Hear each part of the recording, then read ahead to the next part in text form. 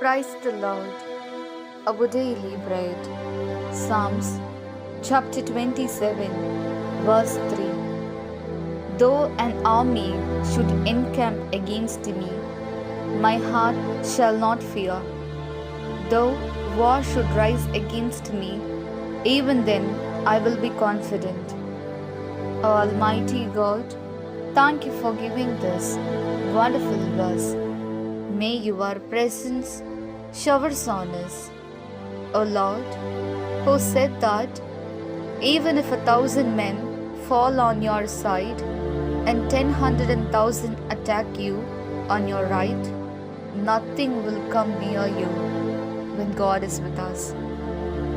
We have nothing to fear and no need to surrender to anyone. Therefore, bless us to live without losing faith in you, Lord, no matter how big the difficulties are in life. We ask this in the name of Jesus Christ. Amen. அன்றாட உணவு. திருப்பாடல்கள் அதிகாரம் 27 இறை வார்த்தை 3. எனக்கெதிராக ஒரு படையே பாளையம் இறங்கினும் என் உள்ளம் அஞ்சாது. எனக்கெதிராக போர் எழுந்தாலும் நான் நம்பிக்கையோடு இருப்பேன். அன்பின் தகப்பனே, இன்றைய நாளிலே இந்த இறை மன்னாவை கொடுத்ததற்காக நன்றி ஆண்டவரே.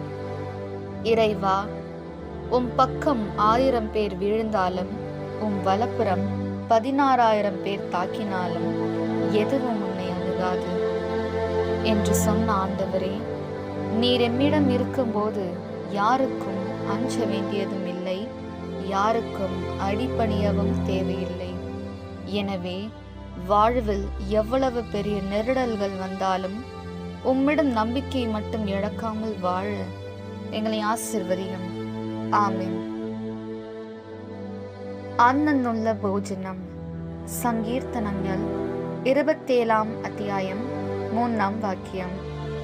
ஒரு சைன்யம் தன்னை எனக்கெதிரே பாளையம் அடிச்சாலும் என்ற ஹிருதயம் பயம் அறியுகையில்ல.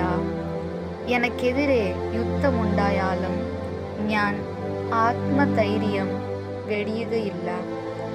பக்கல் நின்றே பார்ஷங்களில் ஆயிரங்கள் மறிச்சு வீணேக்காம். நின்று வலத்து வசத்து 10,000 என் அருளி செய்த கர்த்தாவே, അങ്ങ് ഞങ്ങളോടായിരിക്കും പോൽ ഞങ്ങൾ ആരെയും പേടിക്കുകയില്ല, ആർക്കും അടിമയായി ജീവിക്കുകയുമില്ല.